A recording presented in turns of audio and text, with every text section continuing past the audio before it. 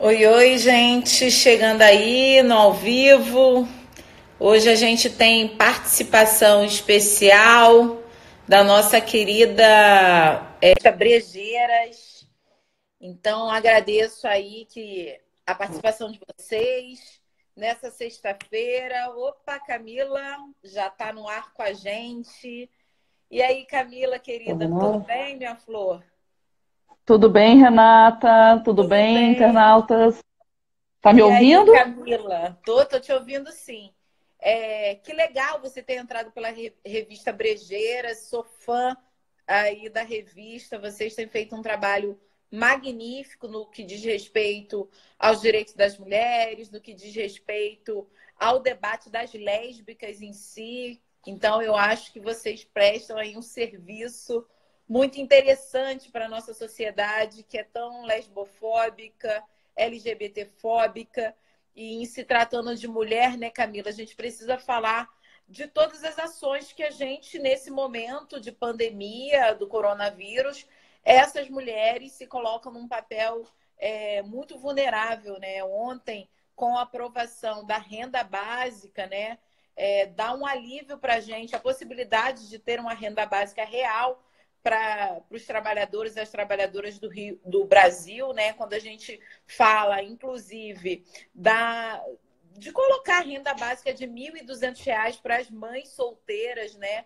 Mulheres aí que já têm na sua casa toda uma forma de sustentar a sua família com o que tem de recursos, enfim. Falar que foi importante a renda básica hoje, por isso, falando aqui com a Camila, a gente precisa que seja aprovada no Senado e que o presidente da República sancione. Mas já para avisar aqui o pessoal, Camila, que está entrando, se quiser mandar perguntas para a gente está por aqui.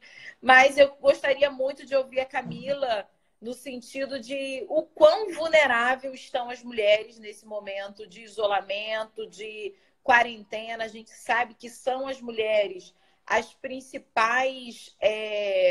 A principal violência contra a mulher acontece justamente dentro de suas casas, cometidas por companheiros, ex-companheiros.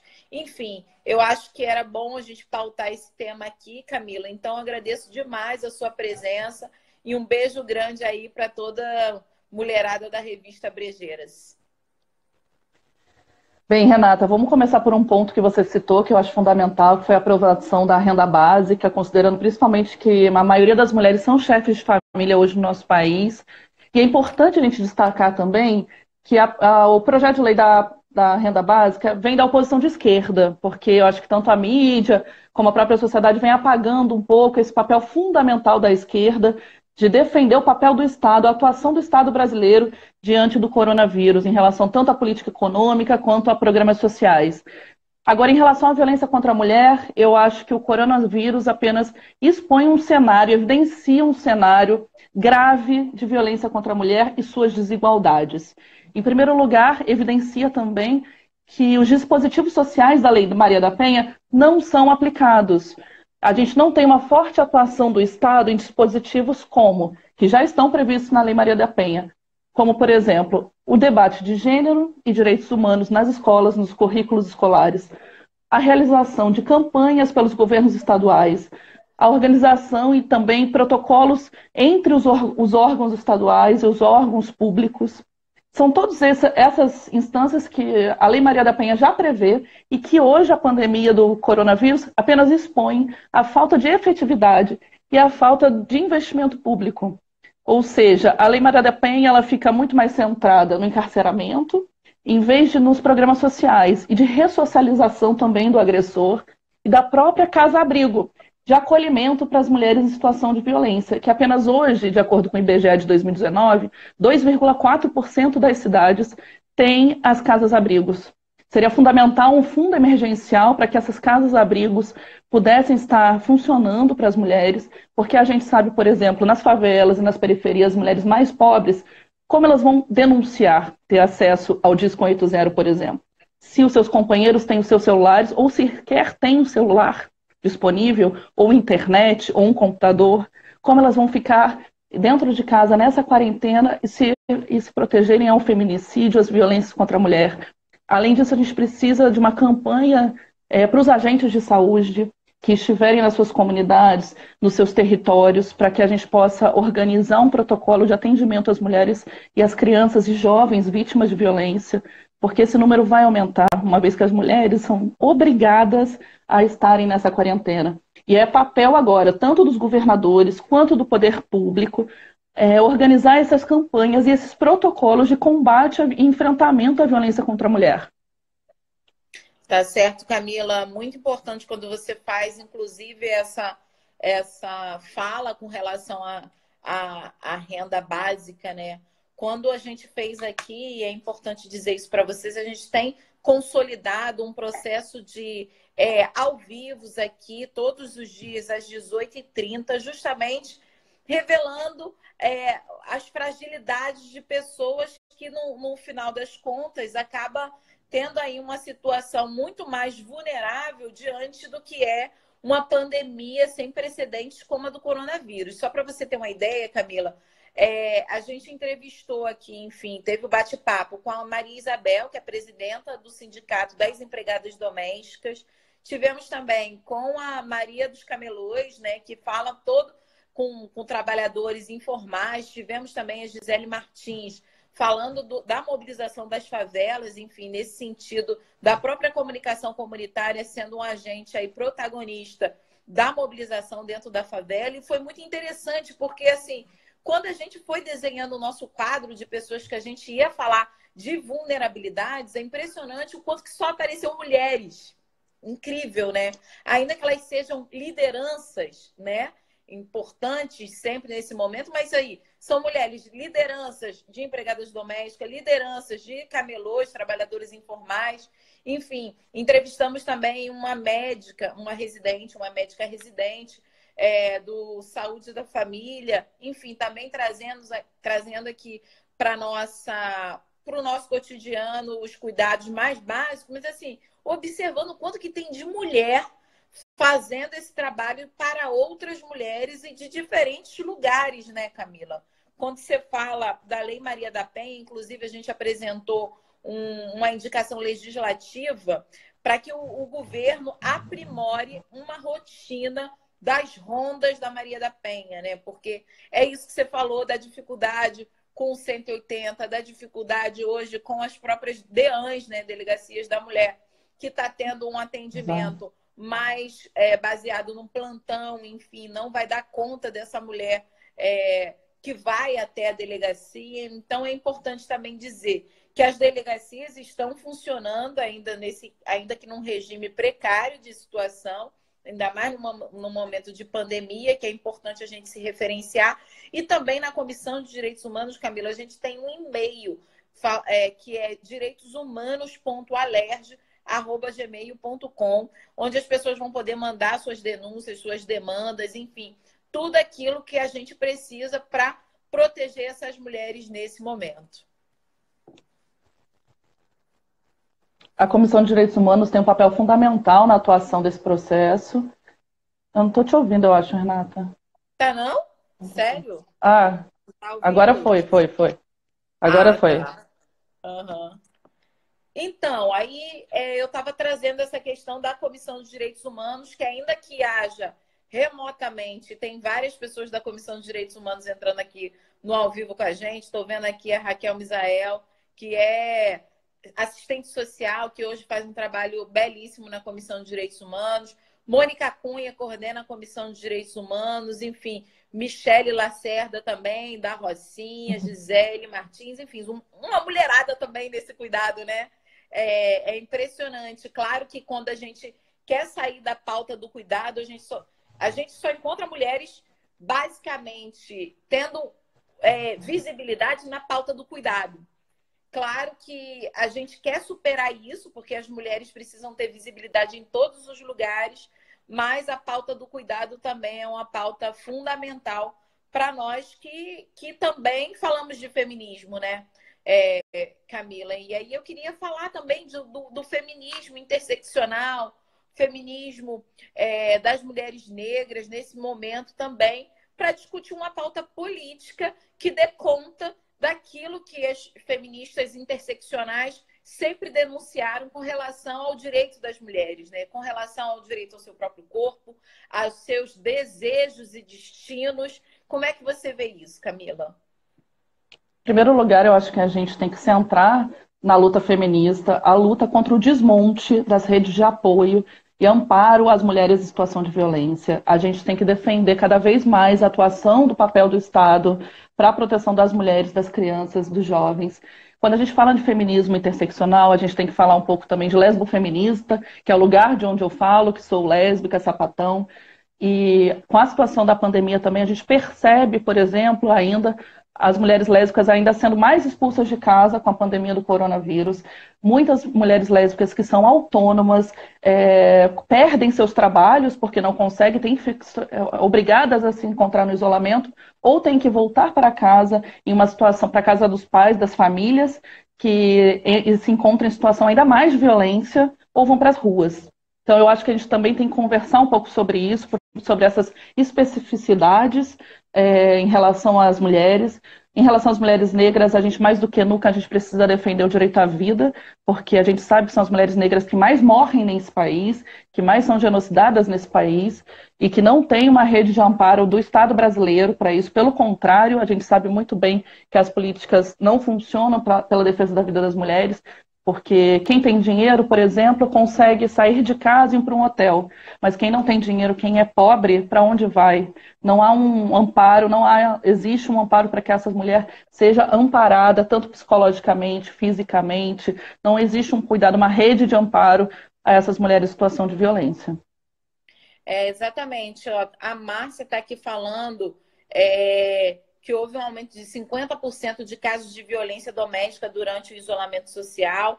E qual é o nosso posicionamento diante disso? A Márcia também está colocando que existe na LERJ uma comissão de defesa das mulheres, exatamente. Quem preside essa comissão é justamente a deputada Rejane. Eu também faço parte dessa comissão, acho uma comissão fundamental. Inclusive, fizemos ali junto com outras deputadas, né, presidida pela deputada Marta Rocha, a CPI do feminicídio, que foi super importante diante do aumento que a gente tem do feminicídio. E aí, quando a Márcia chama aqui a atenção desse aumento da violência contra a mulher durante o isolamento, era algo que a gente sempre chamou atenção, né, Camila? Que é justamente dentro de casa, num momento que deveria ser esse momento familiar, que essa mulher ela é submetida a uma situação muito mais violenta. E é claro, eu acho que a gente precisa,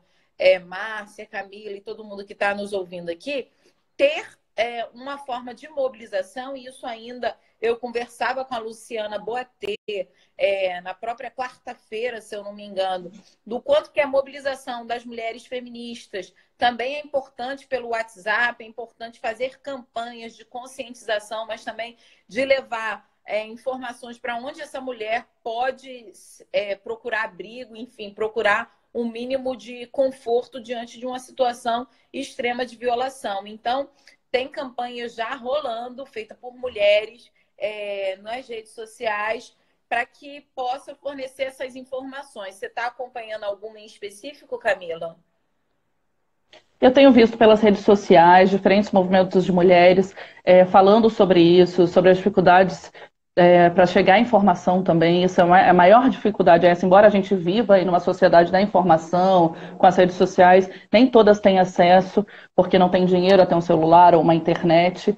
Mas internacionalmente também, tanto nos Estados Unidos, na China, em alguns países da Europa, já é evidente o aumento de número de situações de violência. Eu acho que a gente tem uma oportunidade de provocar os governos estaduais e o governo federal no sentido de efetivar os dispositivos da Lei Maria da Penha. Temos uma oportunidade de cobrar para que sejam feitas campanhas nos meios de comunicação, também previstas na Lei Maria da Penha. Temos a oportunidade de cobrar para que sejam estabelecidos protocolos, urgentes, emergenciais e principalmente de um fundo emergencial para as casas-abrigos já existentes. Além disso, eu acho que, para falar um pouquinho também de violência contra a mulher, a gente tem que pautar o direito à moradia, porque muitas mulheres também estão em situação de rua. A gente precisa de um mapeamento dos prédios ociosos, dos hotéis que estão vagos, para conseguir estabelecer uma articulação entre política assistencial, de saúde e de combate à violência contra a mulher em conjunto, para a gente conseguir organizar. Eu acho que a oportunidade que a gente tem é de defender o papel do Estado para a formulação de políticas públicas, que é tudo que a gente sempre falou enquanto movimento social e que parece que agora está evidente para diferentes setores da sociedade. Exatamente, né? A gente na esquerda sempre falou de renda básica, por exemplo. E agora, numa situação limite, é que a gente vê a possibilidade real de concretizar a renda básica. Mas isso é uma pauta da esquerda desde sempre, né? A gente desde sempre falou que a população tinha que ter um mínimo de condições, seja ela desempregada, trabalhador informal, enfim, condições de se sustentar minimamente, dignamente. Então, essa é uma pauta da esquerda, como você bem falou no início da sua apresentação, mas o quanto que nós precisamos ainda observar o Estado como um ator fundamental, né? Engraçado que nesse momento, né, eu vejo muitos liberais, né, neoliberais, falando do Estado, né? Eles que sempre defenderam um Estado mínimo, a privatização, agora vê o quanto que o papel do Estado é essencial e importante na defesa da dignidade humana no geral, né? Então, a gente ainda está lidando aí com essa contradição que os liberais também vão ter que lidar do ponto de vista deles, mas entendendo que os principais países hoje já definiram a renda básica como política fundamental, né? Estados Unidos já defendeu, enfim, Portugal, outros países que chega a cerca de 15%, enfim, um número bem acima do que representa o PIB, enfim. Isso Exatamente, os Estados Unidos são quase 2 mil dólares.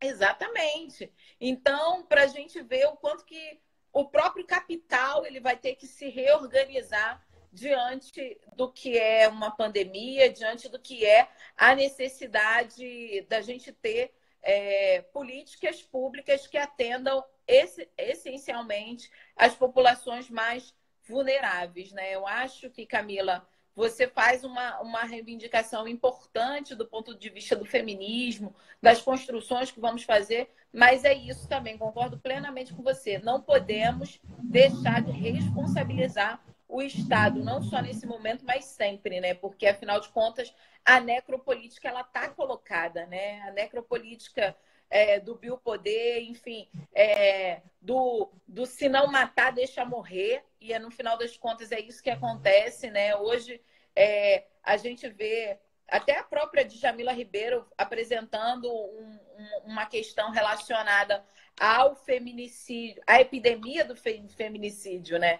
Quanto que os dados concretos sobre no Brasil, né, que todos os dias morrem pelo menos 3 mulheres e isso nunca foi levado como uma epidemia, né? Como nesses momentos de crise da saúde mundial, agora a gente fazendo o contraponto com os dados relacionados à violência contra a mulher, ao feminicídio, a gente também deixa o tanto claro de que, sem dúvida nenhuma, a necropolítica, o feminicídio, ele também faz parte da omissão do Estado, de políticas públicas que possam resguardar o direito à vida dessas mulheres. Exatamente, revelam os números que, de alguma forma, sempre eram denunciados, sempre foram denunciados, e agora a gente lida com o aumento dos números das mulheres em situação de violência. Para além disso, o coronavírus, de alguma forma, revela a contradição e o aprofundamento da crise do capitalismo. E acho que a gente tem a oportunidade de disputar esse projeto de sociedade que a gente tem, defendendo o papel do Estado, principalmente na formulação das políticas públicas, porque o coronavírus está expondo tudo que a gente já vinha denunciando, que é a desigualdade social.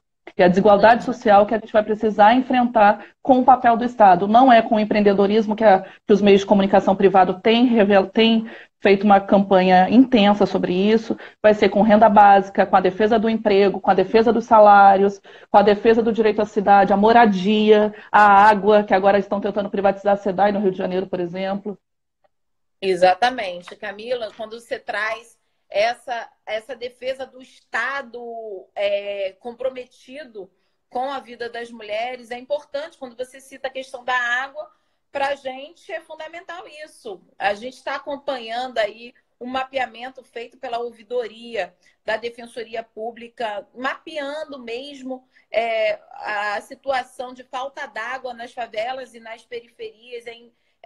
Isso já é um problema crônico no Rio de Janeiro, de não abastecimento de água, mas agora, nesse momento de pandemia, onde uma das principais ações para minimizar aí a proliferação rápida de contágio do coronavírus é justamente lavar as mãos, higienizar. E como você diz, com a família na favela, com essa mulher que é a provedora, né, que está no trabalho informal, que está desempregada, que é mãe solteira, digamos assim, mãe solo.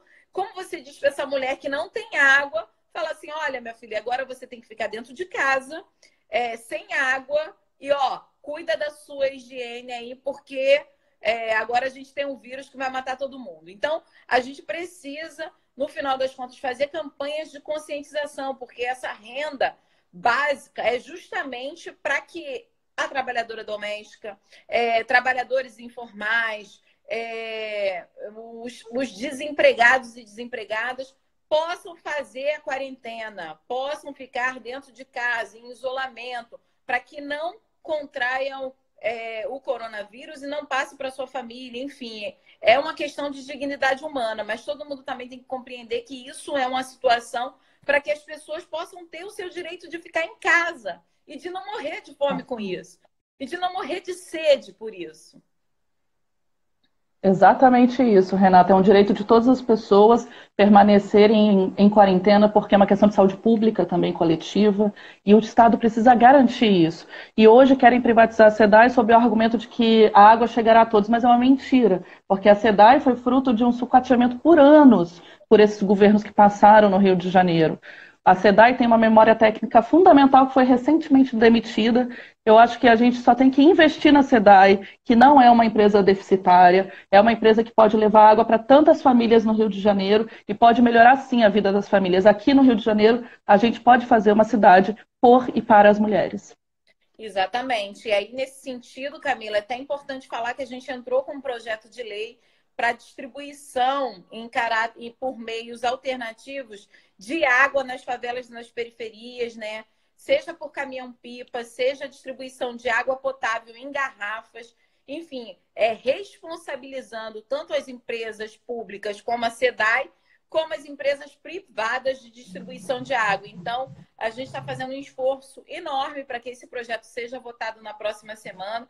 E falando nisso, também vamos já organizar um projeto de lei para impedir a privatização de serviços essenciais, como a distribuição de água, por exemplo, impedir durante essa pandemia, né? Porque a gente sabe também que a privatização da água, a privatização da SEDAI e da água no Brasil é um projeto feito pelo Bolsonaro, é um projeto de retirada completamente de um bem que é inegociável, né? Todos os principais países que fizeram e privatizaram a distribuição da água, a captação e distribuição da água, hoje está revendo a sua postura e está fazendo uma reestatização.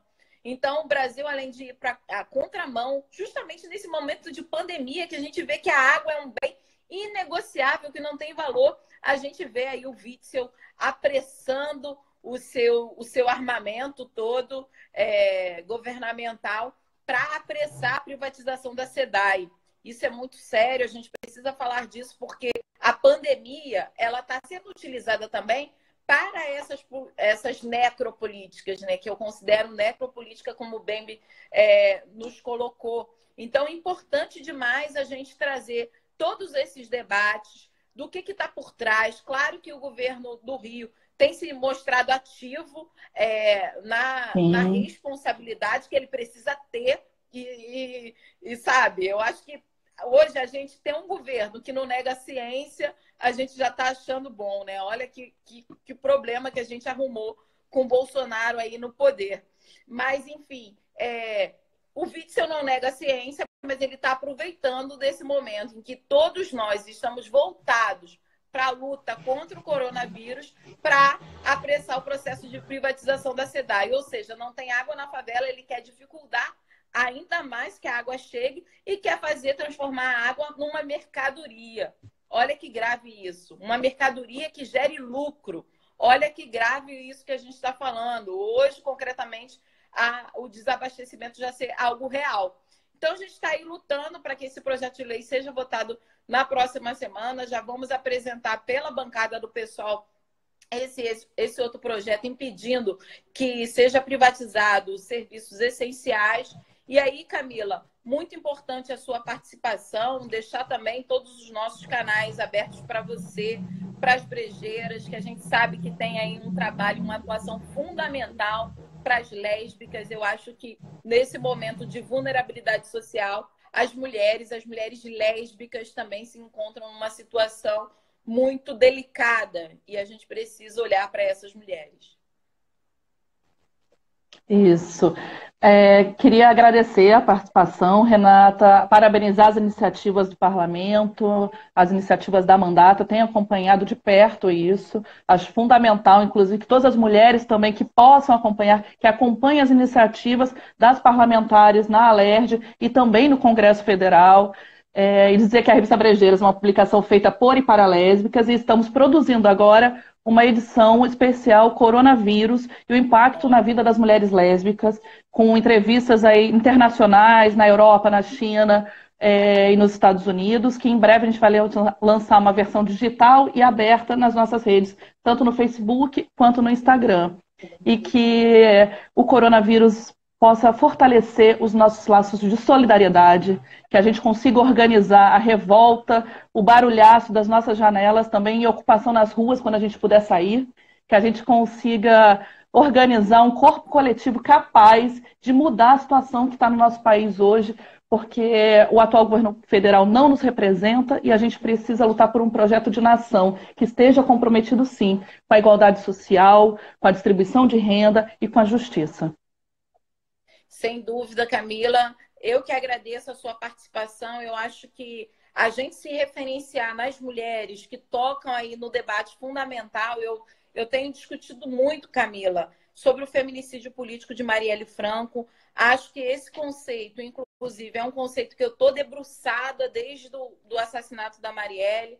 Enfim, a gente também tem um processo aí de apagamento da história das mulheres negras, principalmente, que estão pensando a partir da academia, mas a partir da experiência concreta e da experiência política. Então, muitas vezes, quando as pessoas citam feminicídio político, esquecem ou não querem referenciar a minha autoria nesse sentido. Então, eu acho que a revista Brejeiras, ela dá visibilidade às mulheres lésbicas que estão aí no campo enfim, no campo da produção do conhecimento, no campo da política, no campo das artes, enfim, fazendo o seu papel. Então, por isso que eu respeito muito a revista Brejeiras, respeito muito as meninas que tocam esse processo, porque muitas vezes, Camila, a gente só fala assim, mas mulher preta, mas mulher... Só tem uma que está produzindo teoricamente, só tem uma que é deputada, só tem uma, ou seja, é só uma por vez.